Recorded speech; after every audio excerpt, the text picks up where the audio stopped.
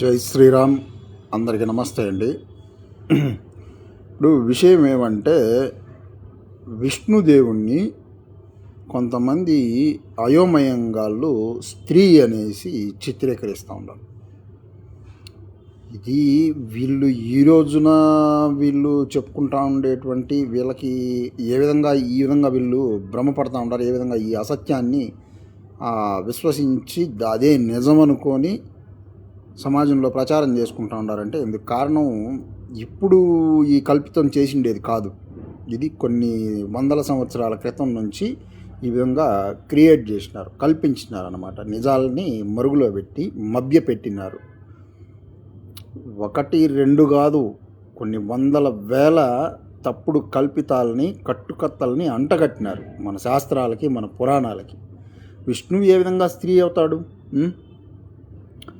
ఇది అడిగితే మళ్ళీ మోహిని అనేసి అవతారం ఎత్తినాడు కదా స్త్రీగా అనేసి దాన్ని ఒకదాన్ని పట్టుకొని మళ్ళీ వాళ్ళు మాట్లాడేది కూడా వితండవాదమే.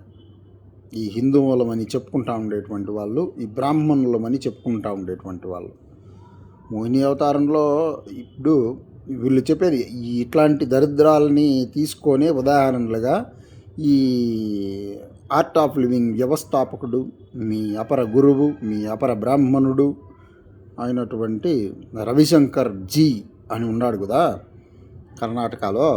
అతను కూడా ఇట్లాంటి పనికి మాలిన పోకడల్లోనే కామెంట్స్ చేస్తూ ఉంటాడు. ఏమని? విష్ణువు శివుడు ఇద్దరు హోమోసెక్స్ చేసుకుంటే అయ్యప్ప పుట్టినాడు. ఈ హోమోసెక్స్ అనేటువంటిది ఇద్దరు పురుషులు చేసుకొని బిడ్డలు అనేది హిందూయిజంలో కూడా ఉంది అనే విధంగా గతంలో ట్విట్టర్లో ట్వీట్లు కూడా చేసినాడు చండాలంగా. ఇది సరిపోయిందా? దీన్ని మేము ఖండిస్తూ ఎన్నో సంవత్సరాల నుంచి అడగతానే ఉన్నాం. ఈ హోమోసెక్స్ అనేటువంటి దాన్ని మన సుప్రీంకోర్టు కూడా ఖండించింది, వ్యతిరేకించింది. దీన్ని తెలుసుకోండి ప్రజలు అనేటువంటి వాళ్ళు.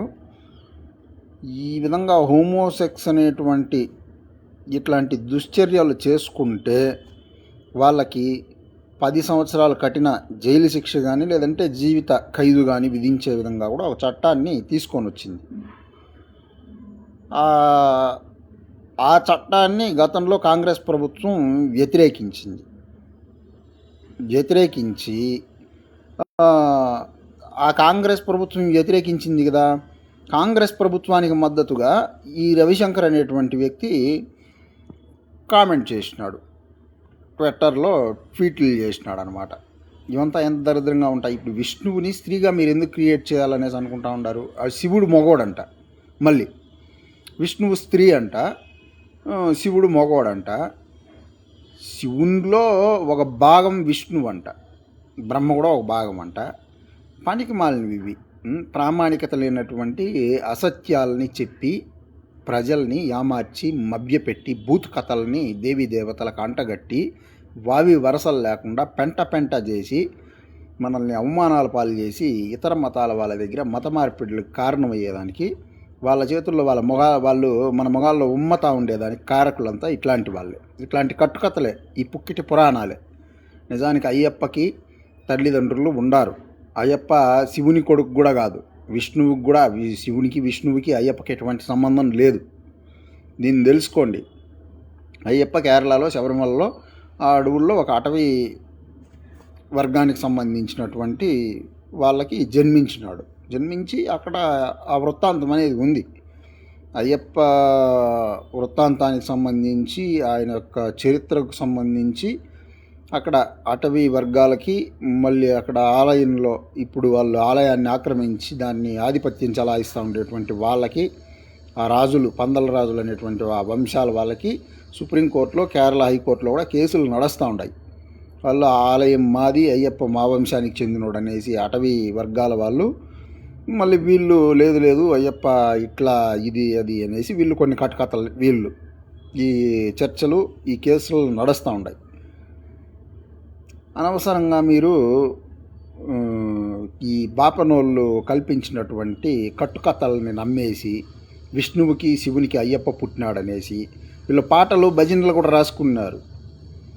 అయ్యప్ప మాల వేస్తే భజనల్లో కూడా వీళ్ళు భజనలు చేస్తూ ఉంటారు పాటలు, హరిహర సుతనే అయ్యప్ప అనేసి. అయ్యప్ప అనేదే పేరు కాదు, మణికందన్ అనేది పేరు. మీరు అంటారు కదా మణికంఠుడు అని, మణికంఠం కూడా కాదు, మణికందన్. సరేనా? ఆయన పేరు, వాళ్ళ నాన్నగారి పేరు కందన్. అయ్యప్ప వాళ్ళ నాన్న పేరు కందన్, అయ్యప్ప వాళ్ళ అమ్మ పేరు కారుత్తమ్మన్. సరేనా? వాళ్ళిద్దరికి జన్మించినాడు మణికందన్, అదే ఆయన పేరు.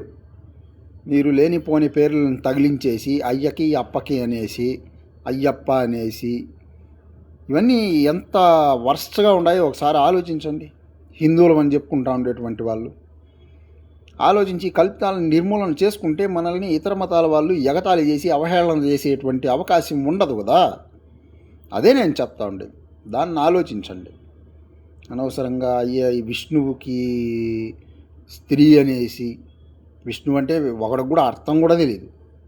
విష్ణువుని స్త్రీగా క్రియేట్ చేస్తారు. విష్ణువుకి యోని ఉందంట, యోని ఉంటేనే బ్రహ్మ విష్ణువుకి పుడతాడంట. అసలు బ్రహ్మకు రూపం ఉందా? విష్ణువుకి రూపం ఉందా? బ్రహ్మకు 4 తలకాయలా? చతుర్ముఖుడు అనేసి వీళ్ళు చెప్తా ఉంటారు కదా బాపనోళ్ళు ప్రవచనాల్లో. 4 తలకాయలు ఉండేవాడు బ్రహ్మ, 4 ముఖాలు ఉండేవాడు బ్రహ్మ అనేసి అంటూ ఉంటారు కదా. నిజంగా 4 తలకాయలు బ్రహ్మకు ఉన్నాయా?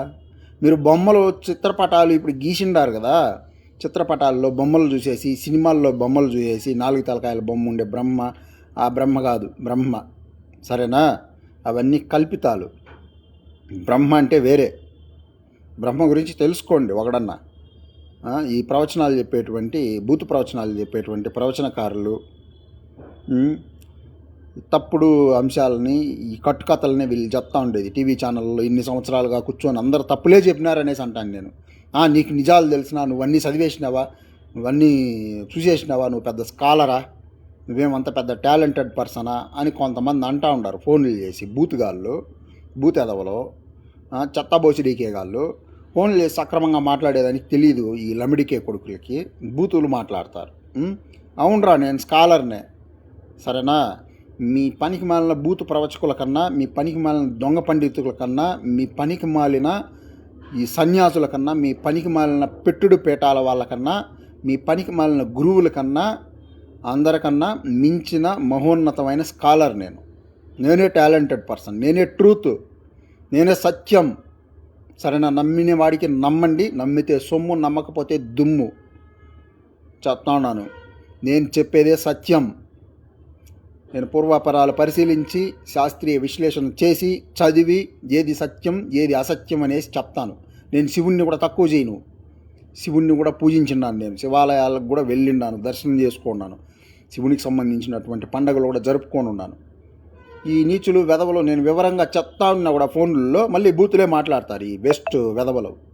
ప్రతి ఒక్కరు ఫోన్లు చేసిన వాళ్ళు. ఎవడికి వీళ్ళకి మాట్లాడేదానికి చేత కాదు.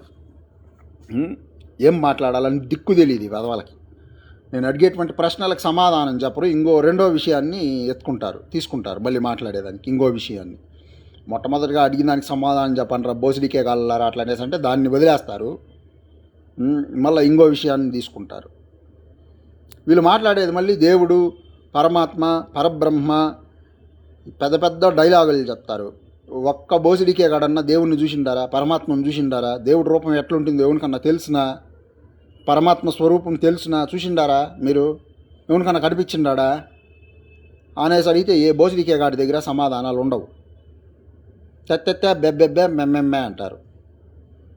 మనం కానీ శాస్త్రీయ పరంగా మూలంలోకి వెళ్ళి అడిగితే భగవంతుడికి దేవుడికి అసలు రూపం ఉంటుందా? విష్ణువు అంటే ఏం తెలిసిన, అర్థం తెలిసిన ఒక్కడికన్నా విష్ణువు అంటే వీళ్ళు చెప్పేది ఈ బూతు బుక్కుల్లో ఉండేటువంటి దీన్ని. విష్ణువు అంటే స్త్రీ అంట, మళ్ళీ బ్రహ్మ అంటే అట్లా బ్రహ్మకి జన్మనిచ్చినాడు. బ్రహ్మకి జన్మనిస్తే బ్రహ్మకే కాదు సకల జీవులకి, సకల దేవీ దేవతలకి, సకల లోకాలకు, పంచభూతాలకు, సకల గ్రహాలకు, సకల నక్షత్రాలకు, సమస్తములకు అన్నిటికీ జన్మనిచ్చింది, అన్నిటినీ సృష్టించింది విష్ణువే. విష్ణువులోనే సకలములు ప్రవర్తిస్తూ ఉన్నాయి. ఉద్భవిస్తూ ఉన్నాయి, జీవిస్తూ ఉన్నాయి, మళ్ళీ అంతరిస్తూ ఉన్నాయి. ఇదే జరుగుతూ ఉండేది. మాయలు మహిమలు లేవు చెప్తా ఉన్నాను. ఈ బోసిడీకే వాళ్ళకి ఏ మాయలు సినిమాల్లో చూపించినట్లుగా మాయమైపోయేది, మంత్రాలు వేసేది, తంత్రాలు వేసేది, మహిమలు చేసేసేది. నువ్వు పోయి గుళ్ళో పొర్లు దండాలు పెట్టినా, మొక్కులు మొక్కుకున్నా, ముడుపులు కట్టినా, నువ్వు ఎన్ని పూజలు చేసినా, ఏం చేసినా ఏ దేవుడు ప్రత్యక్షం కాడు. నీ కోరికలు తీర్చడు. కోరికలు తీర్చేవాడు దేవుడు కాదు. దేవుడు ఏమన్నా బిజినెస్ మ్యానా, వ్యాపారస్తుడా? దేవుడు ఏమన్నా నీ కోరికలు తీర్చేది? నువ్వు మొక్కుంటే నీ కోరిక తీర్చేసేదానికి? దేవుడు అంటే ఏందో ఫస్ట్ తెలుసుకొని ఏడవండి. నాకు ఫోన్ చేసి బూత్ మాటలు మాట్లాడేటువంటి వాళ్ళకి, నా పోస్టుల్లో వచ్చి బూత్ కామెంట్లు రాసేటువంటి డేట్ దిమాగ్గాళ్ళకి, బూతు లమిడికే కొడుకులకి, వీళ్ళ అమ్మ అబ్బలు సంస్కారం, మర్యాద, సంస్కృతి, సాంప్రదాయం నేర్పించుంటే ఈ వెధవ లమిడికే కొడుకులు అకారణంగా ఇంకొకరిని బూత్ కామెంట్లు రాయరు. బూత్ కామెంట్లు అనేవి దూషిస్తూ అవహేళనలు చెయ్యరు. నేను చేస్తాను, ఖచ్చితంగా చేస్తాను. నేను చెత్త వెధవలు పండితుల ముసుగులో, ప్రవచకుల ముసుగులో, శాస్త్రాల ముసుగులో బ్రాహ్మణులమని చెప్పుకుంటూ, పండితులమని చెప్పుకుంటూ, పీఠాలు మేము, సన్యాసులు మేము అని చెప్పుకుంటూ సామాజిక ద్రోహాలు చేస్తూ ఉండేటువంటి భ్రష్టుల్ని తప్పకుండా నేను దూషిస్తా, తప్పకుండా అమర్యాదగానే మాట్లాడతా, ఖండిస్తాను, విమర్శిస్తాను, వ్యతిరేకిస్తాను. ఎవడేం చేసుకుంటాడో చేసుకోండి, నాకు నష్టం లేదు. నేను ఫేమస్ అవ్వాలనేటువంటి కోరికతో నేను రాలా సోషల్ మీడియాలోకి, సరేనా? సత్యం కోసం నేను ప్రజలకి, సమాజానికి సత్యాన్ని ఇంకనైనా తెలియపరచాలనేటువంటి ముఖ్య ఉద్దేశంతోనే నేను మాట్లాడుతూ ఉండేది, నేను చేస్తూ ఉండేది. ఎన్నో సంవత్సరాల నుంచి ఎన్నెన్నో దూషణలు, అవమానాలు, కేసులు ఎన్నెన్నో ఎదుర్కొన్నాను. ఇంకా ఎన్నొస్తాయి రాని ఎదుర్కొంటాము. సత్యమే మాకు ముఖ్యం, సత్యమే పరమావధి. తెలుసుకోండి. విష్ణువుని కించపరుస్తూ, బ్రహ్మని కించపరుస్తూ ఎవడైనా, శివుణ్ణి కూడా, వీళ్ళు శివుడికి కూడా అవమానాలే చేస్తూ ఉండేది. ఏమిరా బోసిడికే కాళ్ళరా, అసలు శివుడు పంచ ఊడబెక్కుని లింగాన్ని చూపిస్తూ వీర్యంగా అరుస్తూ ఓ పిల్ల అనేసి పరాయి స్త్రీల వెంట పరిగెత్తాడారా అనేసి అడిగితే ఒక్క బోసిడికే గాడి దగ్గర కూడా సమాధానం ఉండదు. మళ్ళీ తిరిగి బూతుల మాట. ఇవన్నీ నేను చెప్పలేదు, నేను చెప్పినవి కావు ఇవి. మీ చాగంటి కోటేశ్వరరావు, మీ గరికపాటి నరసింహారావు, మీ సాంబే షణ్ముఖ శర్మ, ఇట్లాంటి ప్రవచనకారులు, ఇట్లాంటి వాళ్ళు చెప్పినటువంటి బూత్ మాటలు ఇవి. దీనికి ఒప్పుకుంటారా? శివుడు ఆ విధంగా అంత కామవాంఛలు తీర్చుకునేదానికి పరాయి స్త్రీలకి, ఋషుల భార్యలకి, వాళ్ళకి వీళ్ళకి ఎవరికి పడితే వాళ్ళకంతా లింగాన్ని చూపించుకొని వీర్యంగా అర్చుకుంటూ పరిగెత్తాడు వాళ్ళ వెంట. ఇది శివుడికి అవమానకరం కాదా? ఇవన్నీ అడగకూడదా? అడిగితే మేము శివద్వేషం ఉంటే శివుడి గురించి అవమానాలు చేస్తూ ఉండేటువంటి కట్టుకథలు ఎందుకురా చెప్తా ఉండారని మేము ఎందుకు అడుగుతాం? శివద్వేషం ఉంటే అసలు పట్టించుకోం కదా, శివుడి గురించి కూడా అసలు నోరు తెచ్చి మాట్లాడాం కదా. శివుని పేరు చెప్తూ, శివలింగం పేరు చెప్తూ వీళ్ళు విష్ణువుని కించపరిచి అవమానాలు చేసేటువంటి కట్టుకథలు చెప్తా ఉంటారు. విష్ణువుకి అహంకారం ఉందంట, అహంకారం పన్నాడంట విష్ణువు. బ్రహ్మ విష్ణువు ఇద్దరు దెబ్బలాడుకున్నారంట, కొట్టుకున్నారంట. నేను గొప్ప. ఇవన్నీ తప్పుడు మాటలు కావా? మళ్ళీ ఇంకొక బోసిడికే గాడు చెప్తాడు, వాడు కూడా బాపినోడు, అడ్డబొట్టు బాపినోడు. ఏమనేసంటే రామాయణంలో దేవుడు హనుమంతుడంట, రాముడు కాదంట.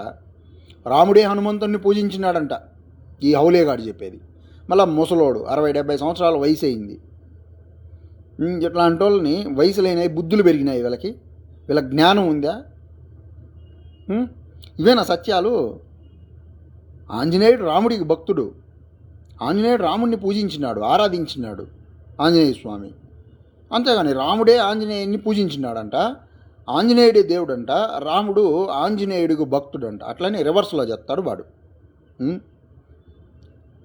రామాయణం చెంబు, హనుమంతుడు బిందె అనేసి ఇట్లాంటి కామెడీ మాటలు మాట్లాడతాడు ముసలోడు. టీవీ ఛానల్లో కూర్చొని ప్రవచనాలు చెప్తాడు మళ్ళీ వాడు. భక్తి టీవీ ఛానళ్ళు, ఇట్లాంటి ఛానల్లో వీడు గెస్ట్, వీడు పెద్ద ప్రవచకుడు, వీడు పెద్ద పండితుడు.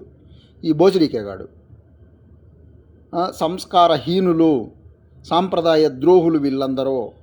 ఎవడైనా నేను చెప్తా ఉన్నాను విష్ణుమూర్తి గురించి, విష్ణుదేవుడు, విష్ణువే పరమాత్ముడు, విష్ణువే బ్రహ్మ, పరబ్రహ్మ, సకలములకు ఆయనే స్థితి సృష్టి లయకర్త, సరేనా?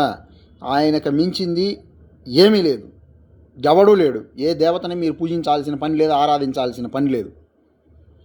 విష్ణువు అవతారాల దేవతలని మాత్రమే మనం ఆరాధన చేయాల్సింది. పిచ్చి పిచ్చి పూజలంతా చేయాల్సిన అవసరము లేదు, మూఢాచార పూజలు చేయాల్సిన పని లేదు. అసలు మనిషికి కావాల్సింది ఏం కావాలి, మానవులకి సకల జీవులకి ఏం కావాలో అన్నింటినీ భగవంతుడు ఈ భూమి మీద సృష్టించేసినాడు. భగవంతుడిని మనం ఏ కోరికలు కోరుకోవాల్సిన అవసరమే లేదు. ఏ కోరికలు ఏ దేవుడు తీర్చడు. ఇట్లా చెప్తే వీడు నాస్తికుడు అనేసి అంటారు నన్ను.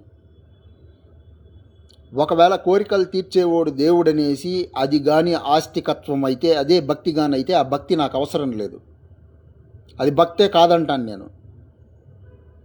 కోరికలు తీర్చేవాడిని నేను దేవుడే కాదంటాను.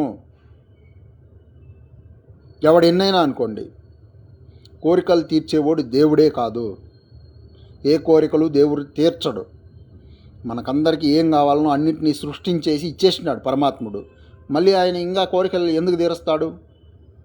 నువ్వు పోయి కోరుకునేస్తే, నీకు కోరిక తీర్చేస్తే ఇంకా వేరే కులం వాళ్ళు, వేరే వర్గం వాళ్ళు నువ్వు పోయి ₹1,00,00,000 ₹1,00,000 ఏదైనా బంగారు ఆభరణాలు, కిరీటాలు దేవుడికి సమర్పించేస్తావు. నీకు డబ్బులు ఉంది కాబట్టి, స్వామి నాకు కోరిక నెరవేరిపోయిందంటే, నాకు నా వ్యాపారంలో ఒక ₹10 కోట్ల లాభం వచ్చేసిందంటే నేను నీకు ₹1,00,00,000 పెట్టి ఒక కిరీటం చేయించేస్తాను అనేసి మొక్కేస్తావు. నీకు 10 కోట్ల లాభం వచ్చేస్తుంది. అప్పుడు దేవుడు నీకు ఆ 10 కోట్ల లాభాన్ని సంపాదించి పెట్టేసినట్లుగా. వ్యాపారం అంటేనే మోసం, వ్యాపారం అంటేనే దగ, కుట్ర. అట్లాంటి దీంట్లోకి దేవుడు వచ్చి నీకు లాభాన్ని సంపాదించి పెట్టేసినట్లుగా. సరే, ఒకడు పేదోడుగా ఉండేటువంటి వాడు వచ్చి కోరుకుంటే వానికి కోరిక తీరలేదనుకో, ఏదైనా వానికి ఆరోగ్యం సరిగ్గా లేదు, హెల్త్ బాగాలేదు, వాడు వచ్చి దేవుడిని దేవాలయంలో కోరుకున్నాడు, తీరలేదు, వానికి ఆ రోగం తగ్గలేదు, వాడు చచ్చినాడు. అట్లాంటప్పుడు దేవుడు వాని కోరిక తీర్చుకుంటాడు. ఎందుకంటే వాడు డబ్బులు ఇలే, వాడు కోటీశ్వరుడు కాదు, వాడు డబ్బులు లేదు కాబట్టి వాడు చచ్చినాడు. కాబట్టి అప్పుడు దేవుడు లేదనుకోవాలనా? అంటే నువ్వు కోరికలు కోరుకొని నువ్వు ₹1,00,00,000 పెట్టి దేవుడికి ఆభరణాలు, వజ్రాలు, కిరీటాలు చేయిచ్చేస్తే నీకు దేవుడు ఉన్నాడు అంటే దేవుడు వ్యాపారి, డబ్బులకు అమ్ముడైపోతూ ఉన్నాడు దేవుడు అని అనుకోవాలన్నా? అట్లాంటి దేవుడు చెత్తారా? ఆ విధంగా మొహాల్లో ఉమ్మతారు కాండ్రించి తుపుక్ అని. అందుకే నాస్తికత్వం అనేటువంటి మతం పెరిగిండేది. ఏ మాయలు లేవు, ఏ మహిమలు లేవు, సరేనా? దేవుడికి రూపం లేదు. మనుషులు పుట్టిండేది భగవత్తత్వం అంటే ఏమని తెలుసుకొని ఆ భగవత్తత్వంలో, ఆ పరమాత్మ పరబ్రహ్మతత్వంలో ఐక్యమయ్యేదానికోసం. జ్ఞానాన్ని తెలుసుకోవడమే భక్తి. మనం ఆ దైవత్వంలో మనము మరణించిన తరువాత మన ఆత్మ అనేది పరమాత్మలో లయమవుతుంది. అంతే, వేరే ఇంకేం లేదు. జీవన్ముక్తి అంటే అదే. వేరే ఇంక దానికోసమే మనము ఈ దైవారాధనలు, భగవద్భక్తి, భజనలు, కీర్తనలు, మన పూర్వీకులు మనకిచ్చినటువంటి శాస్త్రాలు, వీటన్నిటినీ చదివి వాటిల్లో ఉండేటువంటి జ్ఞానాన్ని సముపార్జించి సత్యాసత్యాల విశ్లేషణ చేసి దైవం అంటే ఏమని మనం దర్శించగలగాలి. అదే సాధన అనేసి అంటే, వేరే ఇంకేం లేదు. తెలుసుకోండి, విష్ణువుని కించపరిచేది, స్త్రీగా చిత్రీకరించేది, లేనిపోని కట్టుకత్తలు చేర్చేది, అంటగట్టేది ఇవే చేసినారు తరతరాలుగా. సమాజాన్ని భ్రష్టు చేసి పెట్టినారు ఈ శాస్త్రాల ముసుగులో, పురాణాల ముసుగులో, వీటిల్లో. ఇదే విధంగా చేస్తూ ఉండారు మళ్ళీ మళ్ళీ వీళ్ళు. ఒప్పుకోము, తిరస్కరిస్తాము, మీరు చెప్పే మాటల్ని ఖండిస్తాము. ఎవడైనా ఫోన్లు సక్రమంగా మాట్లాడే ఉంటే మాట్లాడతాం, చెప్తాం సమాధానం సముచితంగా. బూతు మాటలు మాట్లాడి మీరు ఏదంటే అది మాట్లాడితే ఊరుకునేవాడు ఎవడు లేడు. అది చొప్పు తెగేలాగా, దవడ పగిలేలాగా మేము కూడా చెప్తాం సమాధానాలు. మాకు కూడా నోరుంది, మాకు కూడా బూతులు తెలుసు, మాకు కూడా భాషలు తెలుసు. ఎవడైనా కొడతాం, దాడులు చేస్తాం, తంతాం, అది ఇది అనేసి వస్తే నేను కూడా కొడతాను, నేను కూడా తంతాను, సరేనా? నాకు కూడా తెలుసు. మీరు చంపేస్తాం, నరికేస్తాం, కాళ్ళు ఇరిచేస్తాం అనేసి నేను ఇరచనా కాళ్ళు? నేను చంపనా? నేను కొట్టలేనా? నాకుండదా వెనకాల జనబలం? ఆలోచించండి. మీరు ఎన్ని ఇట్లాంటి చర్యలు చేస్తే ఇంకా ఇంకా అవమానాల పాలయ్యేది, ఇంకా వెనక్కి వెళ్ళిపోయేది, ఇంకా అణగారిపోయేది తప్పితే హిందూయిజానికి కానీ సనాతన సమాజానికి కానీ ఎటువంటి ఉపయోగం ఇసుమంతా కూడా ఉండదు. సహనం, ఓర్పు, ఇట్లాంటివి కలిగి ఐక్యమత్యం కలిగి ప్రేమతో కలుపుకొని పోయే విధానంలో మనం బ్రతకాలి. అప్పుడు ఉపయోగం ఉంటుంది దేశానికైనా, రాష్ట్రానికైనా, మీ ఊరికైనా, మీకైనా, మీ కుటుంబానికైనా, ఇంకా వేటికైనా కూడా. పిల్ల కోపాలు పుల్ల మీసాలు తిప్పుకొని తొడలు కొట్టుకొని సినిమాలు చూసేసి ఈ అఖండ అనేసి ఒక సినిమా తీసేసినాడు బాలకృష్ణ. అదొక పనికిమాలిన సినిమా, అదొక తప్పుడు చిత్రీకరణ. వాళ్ళు వేల కోట్ల రూపాయలు డబ్బులు సంపాదించుకునే దానికోసం ఈ సినిమా వాళ్ళు వీళ్ళు సినిమాలు తీసిండేవన్నీ తప్పుడు సినిమాలే, తప్పుడు కట్టుకథలే. ఈ సినిమాలు సగం భ్రష్టు చేసి పెట్టినాయి మన శాస్త్రాలని, మన చరిత్రలని, మన ఇతిహాసాలని, పురాణాలని అన్నిటిని. ఈ బాపనోళ్ళు సగం భ్రష్టు చేసి పెట్టినారు కట్టుకథలను చేర్చి. సినిమా వాళ్ళు బాపనోళ్ళంతా ఒకటే, వాళ్ళు కలుసుకొనే సినిమాలు తీస్తూ ఉండేది. ఈ అఘోరీలు, అఖండాలు, అఖాడాలు, పాశుపతులు, కాలాముఖులు వీళ్ళెవరు లేరు. ఇవంతా కాదు సనాతన సమాజం, సనాతన ధర్మం. ఇవన్నీ మన పూర్వం ఇట్లాంటివంతా లేవు. ఈ బురిడి బాబాల చేష్టలంతా తెలుసుకోండి. సత్యాసత్యాలు చదివి తెలుసుకోండి. అదే చెప్పాలనుకున్నా. ఇంకా ఉన్నాయి కల్పితాలు వీళ్ళు చేసిండేవి. ఇంకా చెప్తే రోజంతా చెప్పచ్చు. రోజుల తరబడి, వారాల తరబడి, నెలల తరబడి, సంవత్సరాల తరబడి కూడా చెప్తానే ఉండొచ్చు. అన్ని కల్పితాలను చేర్చి పెట్టినారు. తెలుసుకునేదానికి ప్రయత్నం చేయండి, సరేనా? నేను అవగాహన కల్పిస్తూనే ఉన్నాను. గత 10 సంవత్సరాల నుంచి సోషల్ మీడియాలో నేను వీడియోల ద్వారా, పోస్టుల ద్వారా ప్రత్యక్షంగా కూడా ప్రజలకు అవగాహన కల్పించే కార్యక్రమాలు చేస్తూనే ఉంటాను. ఎవడు ఏడ్చినా, ఎవడు నొచ్చుకున్నా, ఎవడు ఏమైనా ఇది ఆపేదే లేదు. అవగాహన సమాజంలో కల్పిస్తాం. సత్యవంతమైనటువంటి శ్రీరాముణ్ణి ఆరాధించేటువంటి నిష్కల్మషమైనటువంటి రామభక్తుల్ని నాతో కలుపుకుంటాను. నేను చేసేటువంటి ధార్మిక కార్యక్రమాల్లో అందరం కలిసికట్టుగా ముందుకు పయనిస్తాము. మాలాంటి సత్యవంతమైనటువంటి ధార్మికమైనటువంటి మనుషుల్ని, భగవద్భక్తుల్ని మేము తయారు చేసుకుంటాము. మా కార్యక్రమాలు అనేవి మాకుంటాయి. మీరు భూత పూజలు చేసుకోండి, యోని పూజలు, లింగ పూజలు చేసుకొని, క్షుద్ర పూజలు చేసుకొని, హోమాలు, ప్రత్యంగిరాలు, వారాహీలు ఇట్లాంటివి చేసుకొని మీ ఏడుపులు మీరు ఏడవండి. జనాలను యామారిచ్చి డబ్బులు దొబ్బి తింటూ ఉంటారు కదా పూజల పేరుతో అమాయక ప్రజల్ని. ఆ విధంగానే యామారిచ్చి డబ్బులు దొబ్బి తినుకుంటూ బ్రతకండి. భ్రష్టు బట్టి పోతారు, సరేనా? అది ఎప్పటికైనా సమాజం తిరగబడుతుంది మీ మీద. మిమ్మల్ని తరిమి కొడతారు ప్రజలు. ఇది మాత్రం ఖచ్చితంగా జరుగుతుంది. ఉంటాను. జై శ్రీరామ్.